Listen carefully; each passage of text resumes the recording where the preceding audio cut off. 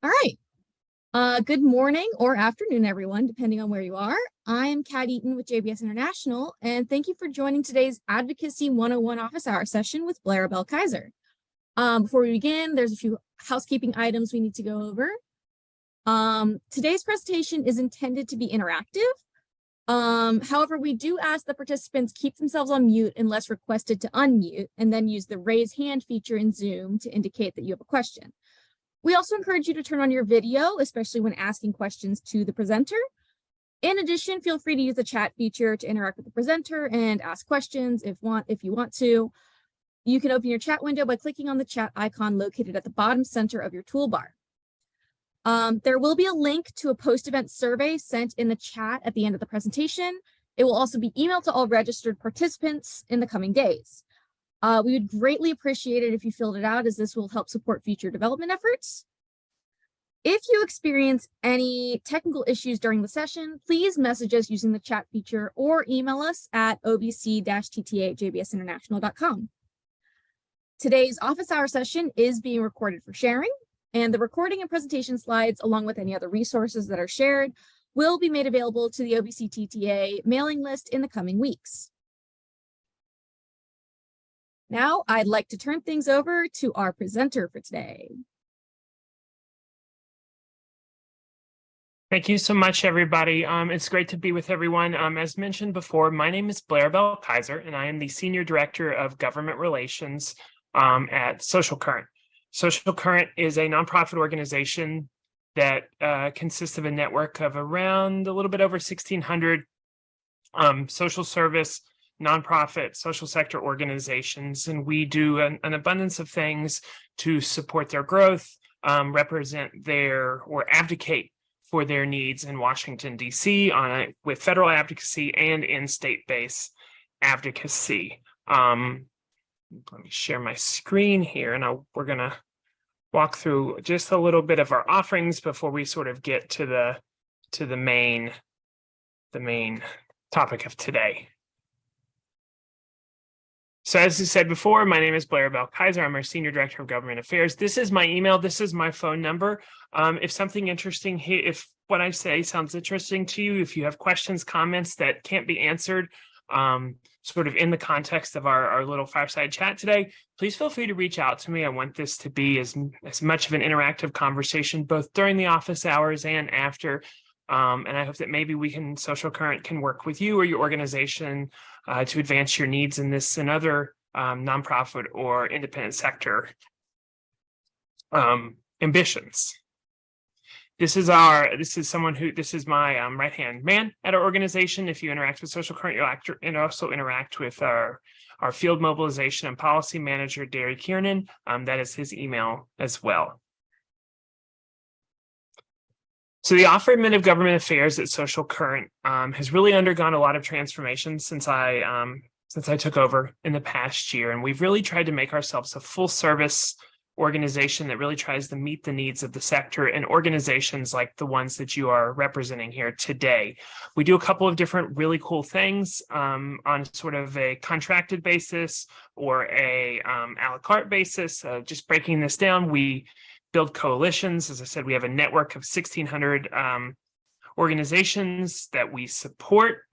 Each of them have a sort of maybe niche state-based, federal policy-based initiative that they may say, Blair, like this is really super niche to my organization and like 9 other organizations in the country. How could we possibly build something around this? And I tell them, I have a very large Rolodex, and we have experience taking the needs of that organization and the policy wants of that organization, building a legislative and an advocacy coalition around that, and implementing a state-based or federal-based advocacy plan that includes on the Hill advocacy and lobbying. And we build the coalition, we help manage it with the organizations, as well as we also offer government and advocacy relations advising. So that could be anything from, we want to take our folks to the Hill, our C-suite, some of our members, our grassroots members to Capitol Hill in DC, or we take folks to different state legislators and we do Hill days, we do sustained strategies. Your advocacy strategy that we help advise on doesn't need to include federal engagement, but we do have experience doing across the board there. We do bread and butter federal and state legislative advocacy. Social Current has its own federal policy agenda that we work to implement, as well as helping to work and implement and support those of the individuals in our network or who contract with us. We offer policy analysis, like we're going to show off a little bit today, the creation of toolkits that can be customized to federal policy issues, like the ones we're going to walk through in a few moments. And we also work with federal and state agencies with outreach, as we're going to talk about a little bit today, about how do we access opioid settlement money for local, state, and federal communities.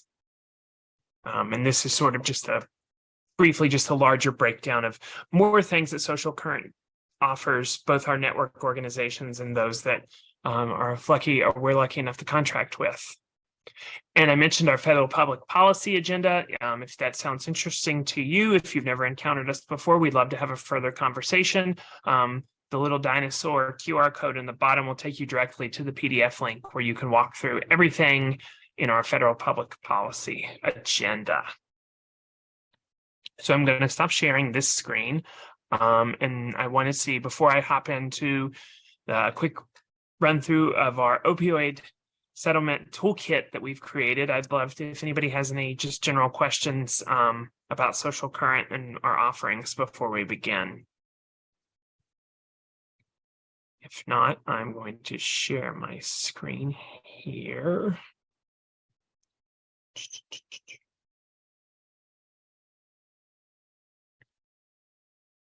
So on our website at, and I will put the link in the box that will take you directly to this. I'll put that in just a moment.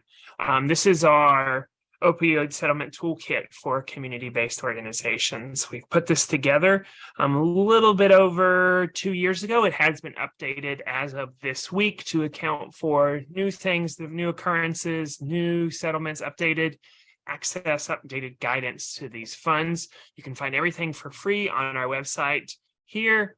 And if you hit download toolkit, it takes you to this very nice PDF document that we can walk through a little bit. This was a joint endeavor between Prevent Child Abuse America and Social Current. We have a wonderful introduction here, just walking you through those. This is basically can be used as a jumping off point for organizations that are a little bit more versed in the policy and are just looking for a place to start, or a place to sort of figure out where to carve a niche at. Or this could be handed out we've had it used in grassroots education sessions. We've had it used in briefings for Hill days across the country and the state with grassroots advocates, and even before they've met with states' attorneys generals and their offices to brief folks on some of the more details areas of the issues.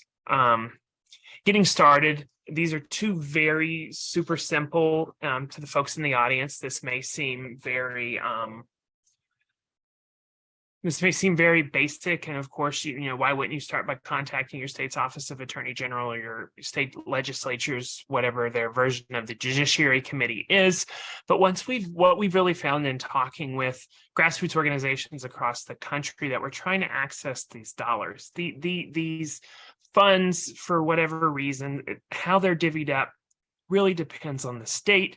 And sometimes there's a freestanding committee. Sometimes there's just a lot of variation to access. And what we really did find is folks were calling and emailing and texting everybody involved with the settlement. They were calling law offices, and they were calling everyone but this sort of like these two starting organizations that the state's attorneys general's office in most states, and at least the judiciary in a lot of states, are the sort of the starting point in this accessing funds endeavor. If they can't answer your question, they can definitely direct you to someone who can. And how states have changed their process is noted down here. If we look at the recommendations, really looking at number one, where it says review the state-by-state tracker to learn about your state's process. That I can't tell you enough, and everyone in this digital room probably knows as well as I do, that these processes state by state range from the most Byzantine sort of diving through the ancient pyramids of old to a very simple process. And there's no rhyme or reason to why this is set up. And we've had some luck in states where, and we've advised organizations in states where the Attorney General really seems to have a really tight hold on those funds and how they're used, and building up advocacy, education campaigns, working with those states' attorneys generals to really ensure that funding is pushed in specific positions. Our motto in our office when it comes to these kinds of policy endeavors is that communities best know how to meet the needs of their community members. And so those communities and the stakeholder groups, not the loudest stakeholder groups that have the most representation in DC or your state capitals, but those stakeholder groups and communities who have the most to gain and the most to lose from the effective use of these settlement funds are the organizations that should be engaged the most and are often engaged the least. And so one of my favorite things that I do in this space is being able to work with grassroots organizations, nonprofit organizations, to lift up the voices of those affected by the opioid crisis and sort of its ancillary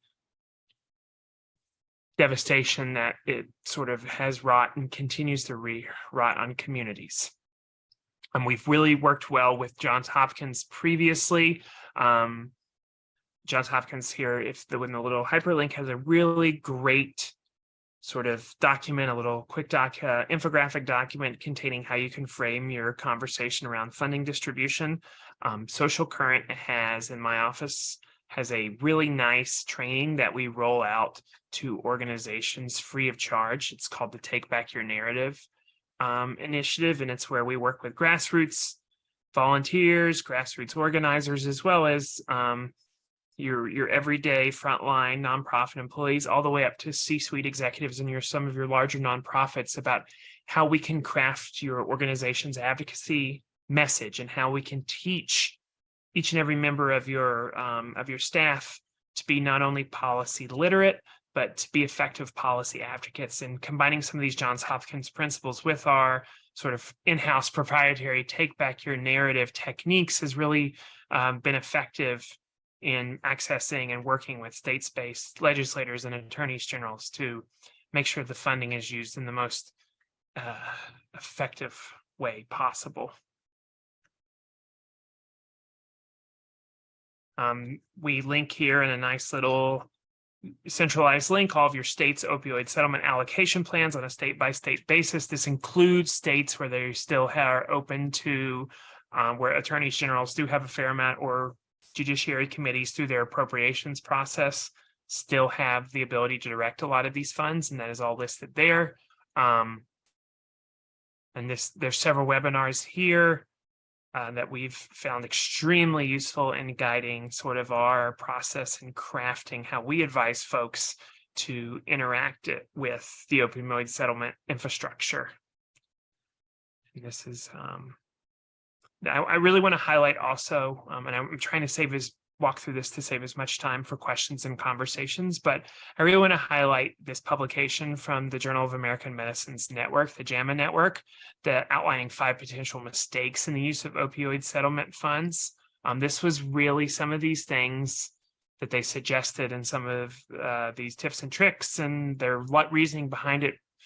Some of them seemed very counterintuitive, but the logic behind them was outrageously well resourced and well cited. And we have found it, as we've advised organizations, to be incredibly useful in helping frame the conversation and help maybe look at what's a really effective and feasible use of dollars.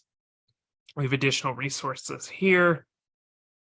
And really, it's a quick document, but it contains a massive amount of information and links out to a massive amount of information that we've found effective, regardless of whether you engage Social Current or any other advocacy consulting body.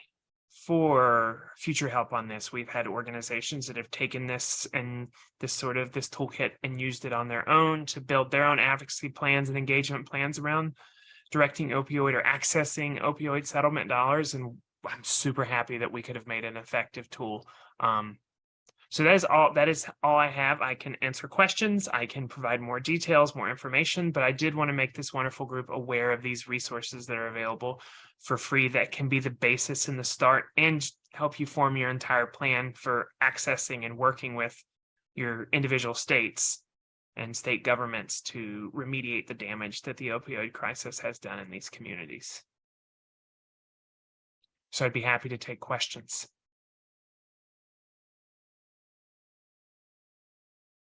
I have a couple grantees that are on the call, but I would put this to all of you and just wonder, like, if any of you have kind of worked on accessing the funds and if there are things that you've run into as you've been doing that have either been wonderful and you want to share or problematic.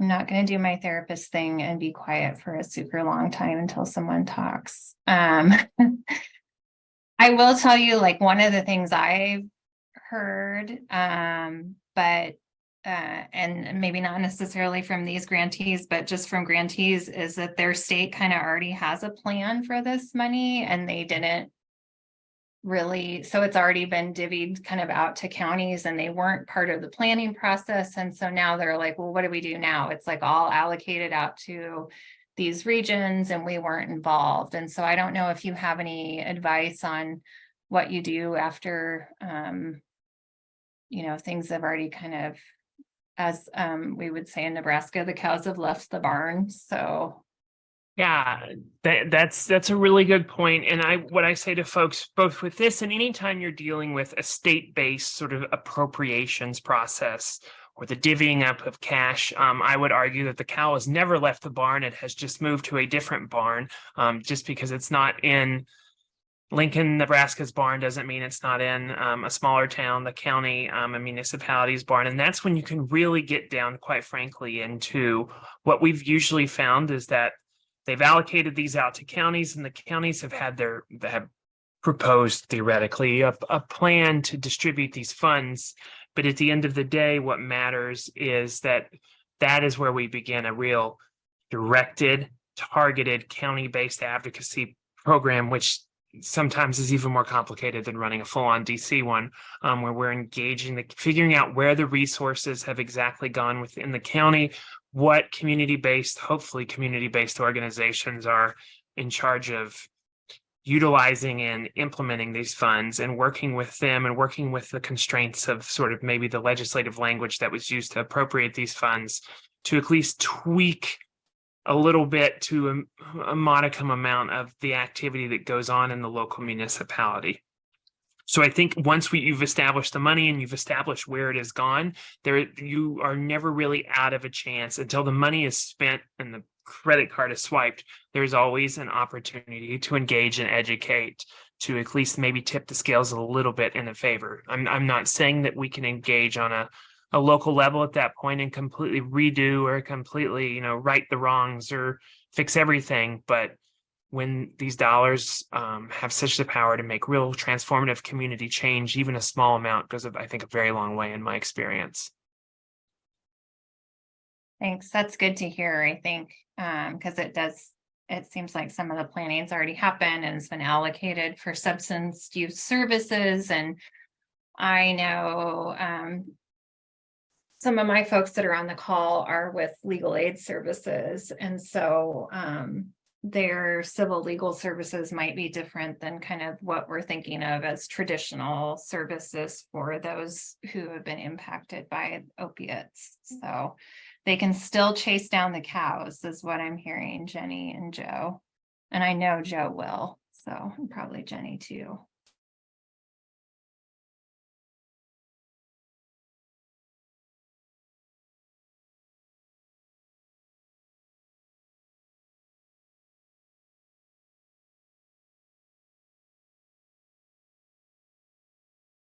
We've also found in sort of assembling this toolkit, in the states where the money has not gone completely out and there's still a fair amount of distribution left to be done, that the attorney generals in these states are pretty, and desperate's a strong word, but they are still extremely open to hearing from and not just someone walking in off the street, or like a well-organized education and advocacy campaign from grassroots community-based organizations in those states. Even in where you are what would be considered for example, in a very conservative state's attorneys general, we've seen both from experience and from observation in the country that even what would be considered a progressive organization has had a lot of luck working with the states-based, working with an attorney general to make sure that funds end up in a well appropriated manner, working with evidence-backed ways to support the community. So sometimes folks look at this and they'll say, well, we're a pretty progressive community-based nonprofit and our attorneys general is pretty far out there to the right.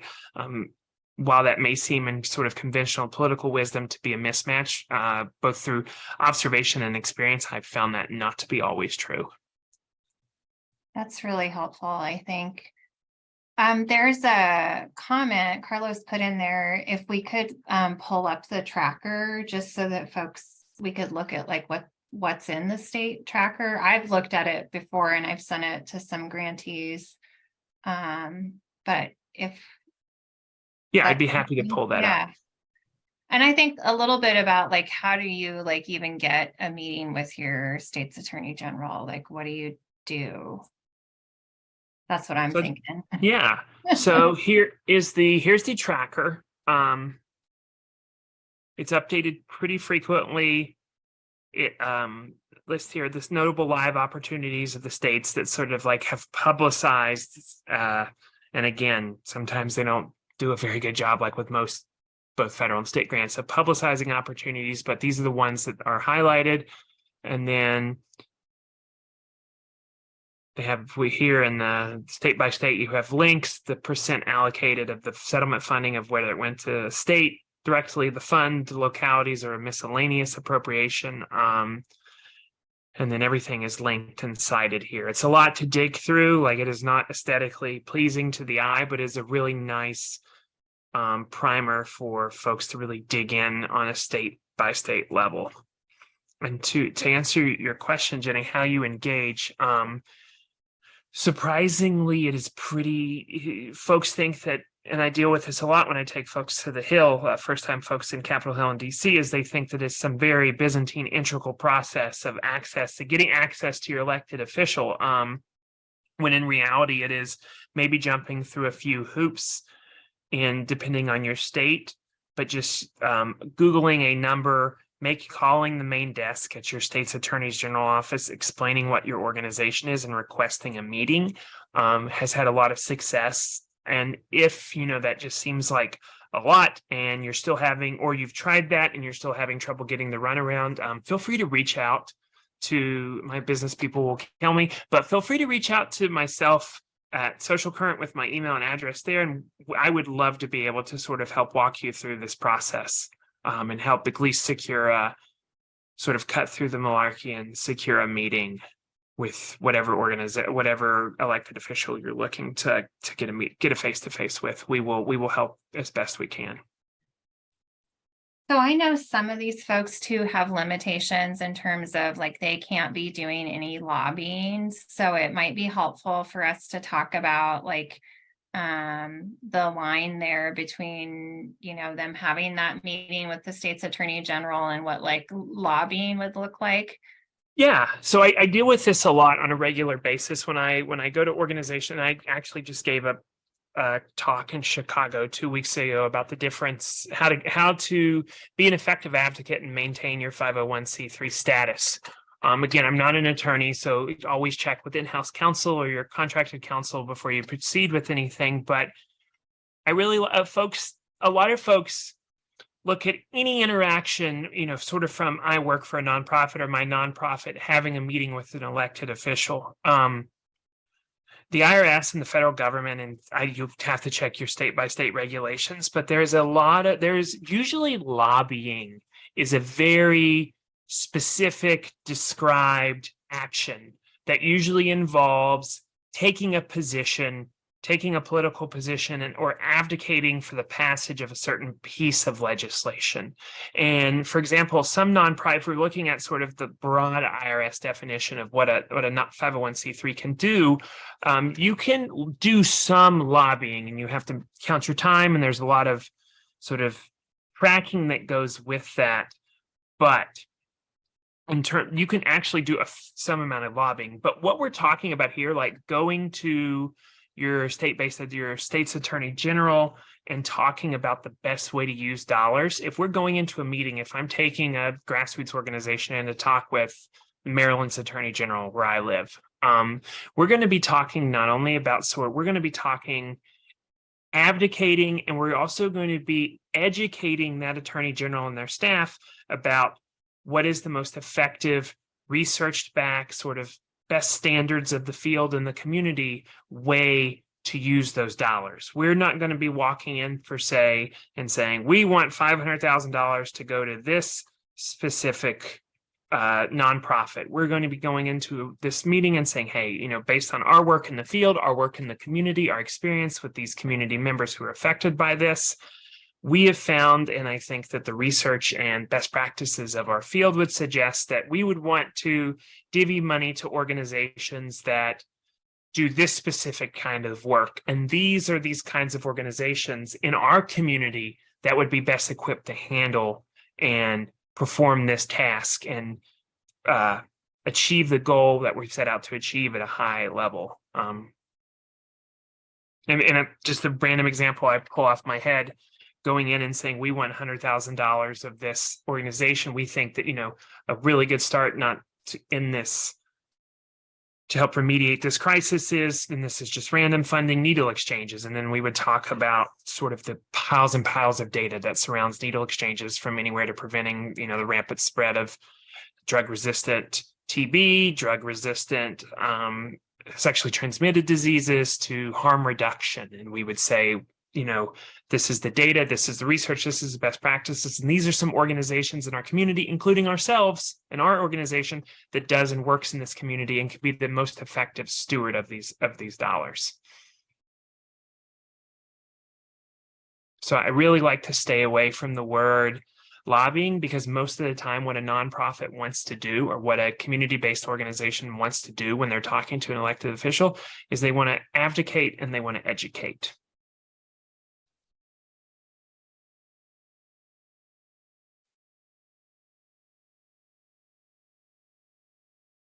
So Carlos asked another question in the box, and I'll read it to everybody. It says, Blair, do you have any examples that you could share about how projects have used the Johns Hopkins principles in their planning and implementation of opioid settlement funds, or common approaches that align with these principles?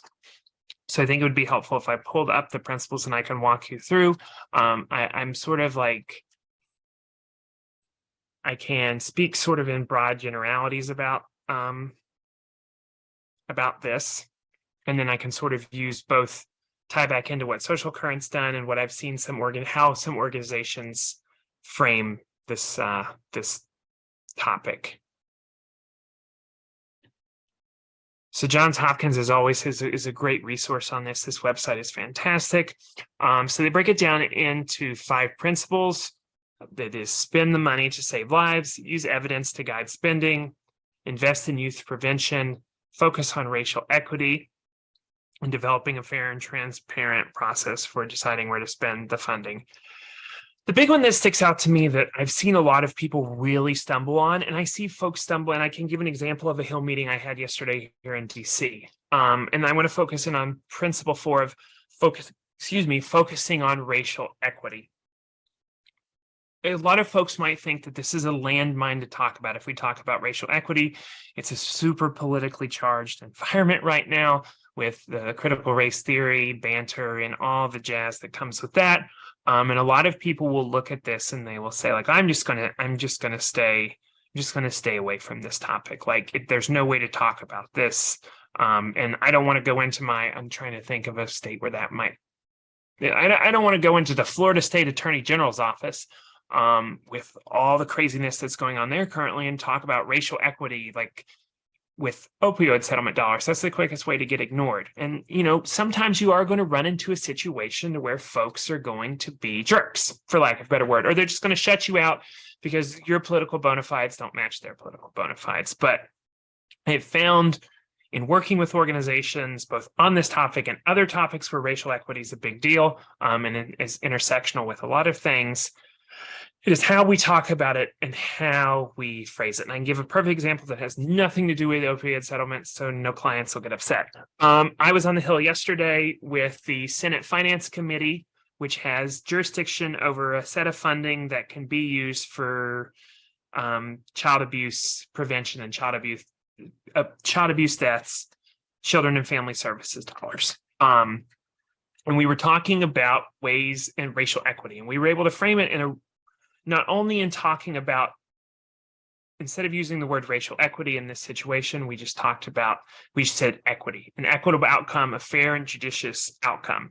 We don't have to say racial in these instances if we know that it's going to be a turnoff. And in this instance, it might have been. So we can still talk about equity and we can still talk about focus, and we can tailor our message to our audience and still get all of our check boxes in and still get the outcome we want. And in this specific instance, we were talking to the staffer about Indiana, of all places, pretty conservative red state, trifecta red, I believe a supermajority of Republicans have control of their legislature. But what they found was that when over the past 10 or 15, 20 years, when they looked back and they looked at children who had died as the result of an accident while co-sleeping with a parent, that there is a big sort of discrepancy between white families that were charged for homicide, whatever criminal, basically where a coroner walked in, saw that their child had died as the result of or in a co-sleeping environment.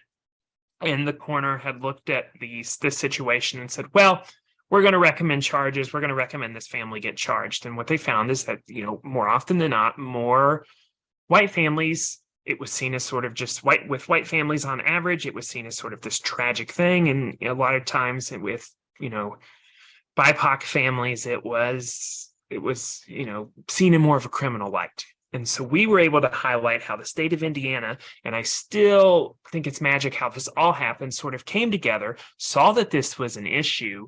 It's a pretty low bar for success to change this, to tackle this issue.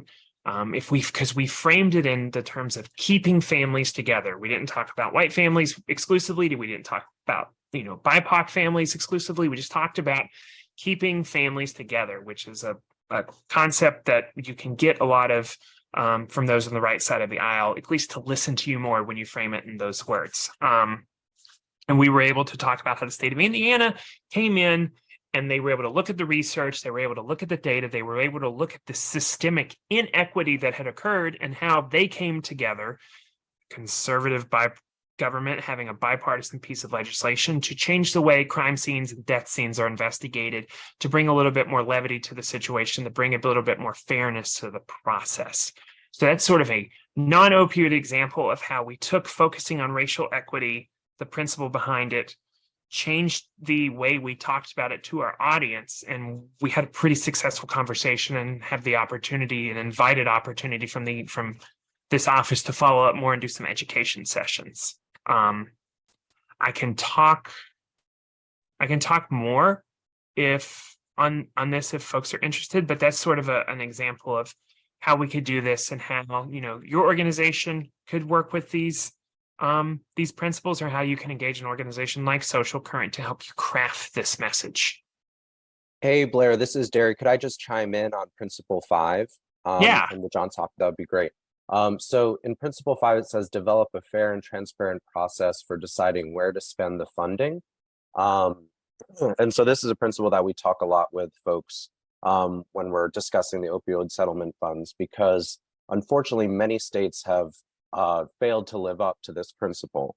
If you go to the opioidsettlementtracker.com, there's not only the state-by-state tracker on how the funds are being planning to be spent, but there's also another tracker that shows the whether a state commits to publicly provide information on how they're going to be spending that funding in the coming years. And unfortunately, only 13 states have committed to being fully transparent about how they're going to spend this money, which is woefully inadequate. And so when we speak to folks about this, we want to bring this principle in when we're talking to attorneys general or to members of judiciary committees or mental health committees across the states, because we really need the states to step it up in terms of transparency. So that's just one more example of how we can bring these Johns Hopkins principles into the advocacy process and make sure that the public knows how these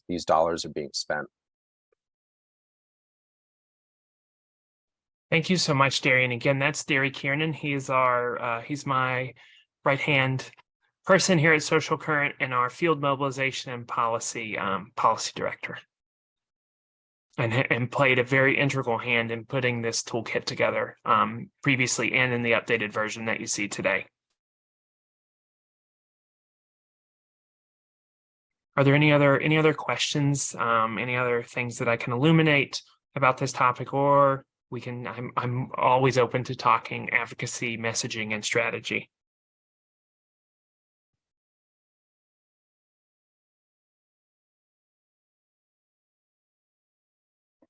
That kind of piques my interest, what you just said, because I know, like, in my role as a TA provider, and even before then as a therapist, like, evidence-based practice is always the way I go in the door, you know, with like, this is science and this works. But I know that's not necessarily,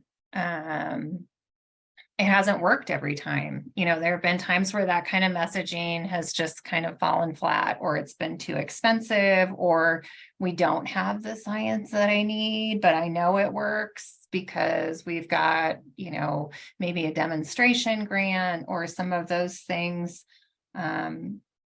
So do you have some like tips for messaging when you're meeting with like, attorney general, government, you know, legislatures? Is there a way to figure out what the best messaging is, or are there any things that you've seen be really work really well? Just in Yeah, and I just want to, and I'll preface with, it really depends on who we're going to talk to, what we're going to talk about, how we craft this. But in general, the method that we use at Social Current and that we teach other organizations that work with us, to take back your narrative method, involves a really nice melding both of lived experience and the best practices / science. And because they meld so well together, when you're a little light on the science, the personal narrative and the lived experience of your grassroots organization or the affected individuals that we're talking about goes a long way to cover up for that. And then when we're a little low on the stories, the science can take over there too. So it's a really nice balance that creates a really crafted message that allows, most of the time in my experience, I should have led with this at the beginning, but it'll give you a little background of how I crafted this. I spent some time working in the U.S. House and the U.S. Senate. I've been on the side of the table of listening to the constituent meeting, and then I was in private lobbying practice for a little bit. And then I've worked for some nonprofits doing this before Social Current. So I've had some time to be in a ton of these meetings and see what works sort of anecdotally and see what doesn't work. And what I've sort of found is that people, and when they sit down with you, it breaks in to two different categories of elected officials or their staff. There's folks who could give two farts about your personal story. They want to know the data and the money. And then there's people that could care. You tell them a compelling personal narrative that's backed and effectively told, and they'll buy you a rocket ship if that's what you need to get the job done. And so when we build our approach, we try to bring both to the table, and we do some background and some recon work on who we're going to be talking to, and sort of craft that ratio to perfection of lived experience versus science. And the best thing we can do is when we bring in like a nonprofit organization or a community-based organization that has the folks doing the work on the ground, but that can talk about the effectiveness of their work and how they track the effectiveness of their work, and then complementing that with folks who are directly served by the community-based organization and hearing sort of the uplifting stories that they have, as well as uniting both of those two, sort of the community-based organization and the folks they serve, and crafting a unified ask, or what we're going, what we want out of this organization, and having a really, or out of this elected official, and having a really well-crafted story followed up by a really short, succinct, well-crafted ask, makes a difference between getting called the next day or never hearing from folks again. That's so helpful. I was wondering before you said the thing about the ask. I mean, that is sometimes, I think, hard to do because people, maybe haven't had that experience in directly asking for money or providing. I know when we worked with First Five on some early childhood mental health issues and just early childhood issues, the ask had to be, like you said, really specific. And sometimes we had to tie like a fiscal note to it to say, like, we may be asking you to change this policy or think about changing this because it will save X amount of dollars. And this is how we know this. And sometimes that was like literally me with a calculator with some graduate students figuring out, like what's the cost of foster care per day and how many young kids were in foster care. And if we shorten that by 5 days, what would the fiscal note? It's like all the story problems that you didn't want to do in high school math coming back to get you. But we were able to put together like some fiscal implications of changing some things that helped us make an ask, I think. So yeah, and I think that the best ask in that situation, and I've worked with some organizations that we've brought those hard numbers, and then we complement it with folks. So in that example, I would love to complement it with some kids who have been through the foster care system and be like, the foster care system saved my life. It was important, but 5 days in foster care is a lot. It is emotionally, physically, mentally traumatic. And for this amount of money and upstream prevention, not only could we save this much money, but I don't have nightmares at night. And that's really the powerful, like, best case messaging that I've had in some instances before, that really drives home that like the numbers have value just beyond dollars saved. Yeah. So you got to have some kind of evidence, some kind of narrative, which I love, involving people with lived experience actually coming to your meetings. And Joe's on here, and during their site visit, they had folks that were helped by legal aid, and it was incredibly moving on our site visit to hear their stories from themselves. But then having the ask, that's what I'm hearing. It's that's the trifecta. Lived experience, Jenny, will always get you. There's that, and I hate sports metaphors and cliches, but there's that dumb one that defense wins champion, or offense wins games, defense wins champions. Like, the facts and the numbers will win you the day, but it's the personal stories that are going to pass the legislation. Yeah. And I don't like sports either, but I get it.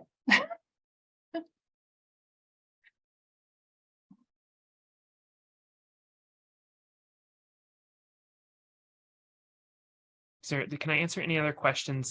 Just now that we've broached off a little bit beyond opioids, does anybody have any questions involving advocacy strategies, education strategies, or anything else that I can answer? And again, I will put my email address and my cell phone number in the chat box. So if anybody has a burning question that pops up after this, please reach out. I do not want this to be our last interaction.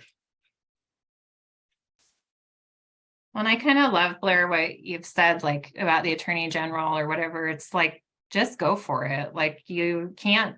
It sounds to me like there's no downside really to having a meeting with some of these folks and saying, this is what we've done to help our community with opioids. And, we'd like to continue doing it. So yeah, and I would warn that, you do want to give a fair amount of thought. You want to put a fair amount of effort into crafting the strategy and the messaging and everything that goes with that meeting. But once you have that down, it's no harm going in there and selling and pitching what you do every day.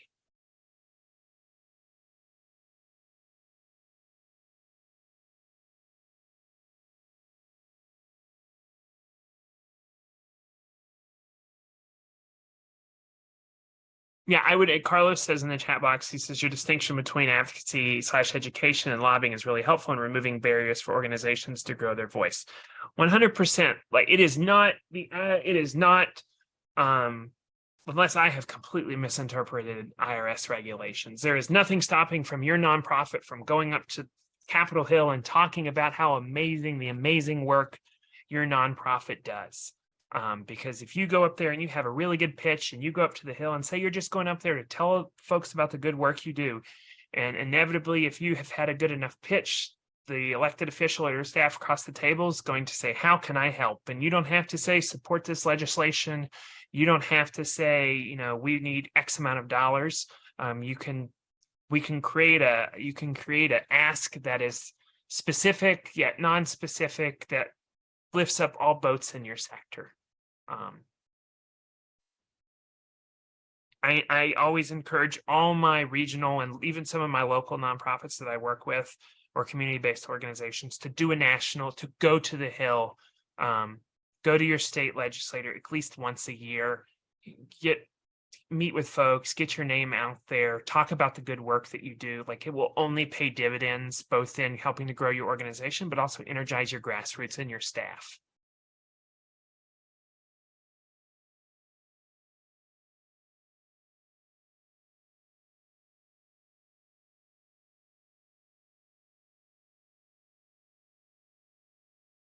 Well, this has been really helpful. It's a lot to take in, like to sink in and think about how we're going to approach these things. But I hope people will, you've been very gracious in availing yourself with your phone number and everything. So I hope people, if you have follow-up questions, will use that too. Because I know all the OVC grants are providing really important services and I think have really important perspectives on the opioid crisis. They've been doing the work in their community, and it would be a shame for me to think that input wouldn't be shared with states that are and counties and cities that are getting these large amount of dollars, because you all have learned things, what's working and what's not working. So I hope this emboldens you to get together and tell them how you're doing things and what you're doing and how it's helping. So.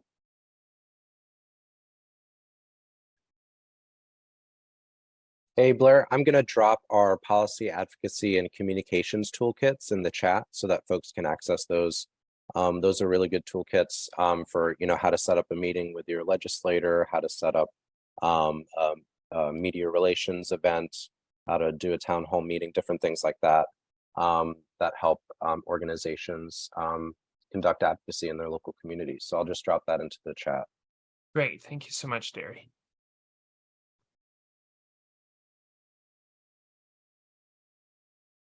And thank you all so much for having us and taking the time to be with us.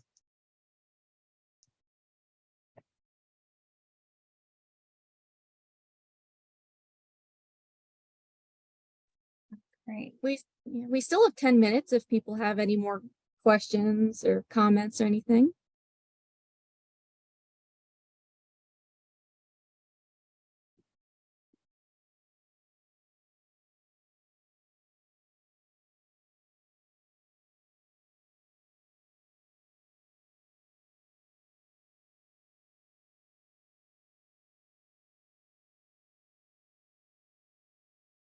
I have one more question. I have a lot of questions. Obviously, this is a topic that I like a lot. But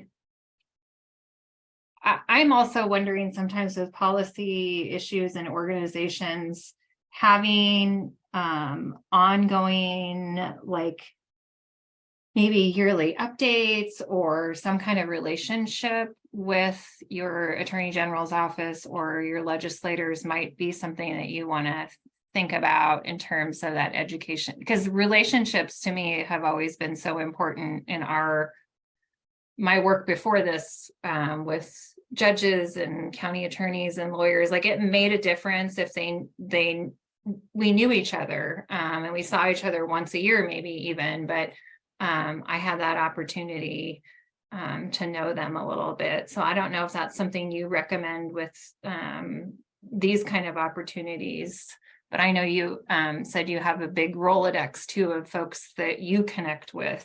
So yeah, I think I think you have to look at, it's always a good idea to do what you're talking about when it's done properly and professionally. And I think you really have to look at, and it's slightly cynical, but you sort of have to look at the dynamics of sort of political reality. You know, in an event like this, like, you know, engaging your state's attorneys general and creating a media or a policy briefing or a yearly update event that you invite media to, that you invite local, state elected officials to, you make it something important, and you make it seem as though, and in most cases it is true, that, like, you know, they had the foresight and the knowledge and the good political and policy judgment to bestow your organization with this money because they knew you'd do such a wonderful job. You've done such a wonderful job. Now you get to talk about everything you've done. They get to show up, they get to reap the benefits, and they get to reap the credit for having the foresight and the knowledge to give you to put this in your hands. You've not only made them look good, you've made yourself look good. And so the next time an opportunity comes around, their staff, their staff members are going to look at your organization when you're coming in and asking for something and say, you know, whatever, the last time I did this, the last time I spoke with these people, the last time I worked with this organization, it made me look good, made my boss look good, made my life easier. Let's listen to them next time. Once you're in the door and once you're working and doing a good job while also advertising the good job you've done, and how, you know, and allowing the politician to take full credit for giving you the opportunity to do such a good job, the sky's the limit. But again, it has to be done sort of in a very professional, well put together manner. And the resources that Derry has linked in the chat box can help you with that. And Social Current would be happy to help you to talk about strategies around this kind of an event. that's great. Thanks. Pat, did you have any follow-up, or Joe, you just unmuted? Did you Yeah. want to say something? No, I've just really enjoyed this. And the last conversation was just spot on. Absolutely spot on as far as doing you know, good things with whatever funds that you're provided, and making the funders look good. So that's probably all part of it, right? Everybody likes to look good, right? Yeah. Everybody likes to get a little piece of the credit. So Yes. that's awesome. You know, and for us, at least for me, I don't care who gets the credit as long as the good work gets done. Yeah. I think that's some of what limits us in like some of our professions, though. Like we aren't like those that would maybe go around and like be saying, look what I did, look what I did. Right. And really that was always hard for me, you know, like Yeah. it's hard. It was very difficult to do that, but it was necessary for the job. And those that could do that well, they got the money and they got involved in the policy decisions. And Correct. so Correct. Well, this has been really enjoyable. good. And Pat, was there any final things that we had? Well, I mostly have like housekeeping stuff, but we can start wrapping up if people are satisfied. Okay. Well, thank you, Blair. This was really excellent. I'm about to send in the chat a like 5-minute post-event survey. If you could fill this out, it would really help us help our future development efforts. We'll continue to announce and invite to office hour sessions via the OBC-TTA mailing list. And feel free to share the invitation to office hours, the registration links and emails. Feel free to share that with anybody who might be interested that you know. These are not only for OBC grantees, these are for anyone. if you have suggestions for future office hour sessions or topics, we would love to hear them. I'm sending another link in the chat. If you could fill out that form, that would be great if you have ideas. The form is also linked in every flyer that we send out for office hours. This presentation recording and all the resources shared will be distributed via the OVC TTA mailing list in the coming days. So stay tuned for that and stay tuned for any future office hour session announcements. And as always, if you have any questions or comments, feel free to reach out to us at any time at ovc-tta@jbsinternational.com. So yeah, thank you all for coming.